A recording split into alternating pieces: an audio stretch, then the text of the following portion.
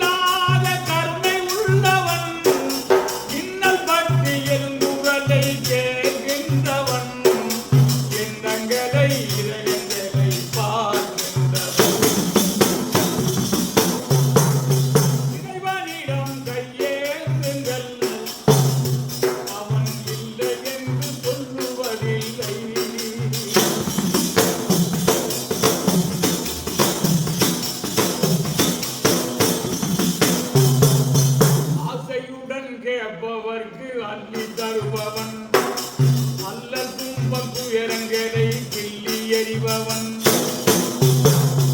ஆசையுடன் கேட்பவர்க்கு அள்ளி தருபவன், அல்ல துன்பம் துயரங்களை கிள்ளி எறிபவன். பாசத்தோடு யாவரையும் பார்க்கின்றவன், பாவங்களை பார்வையினால் மாகின்றவன்.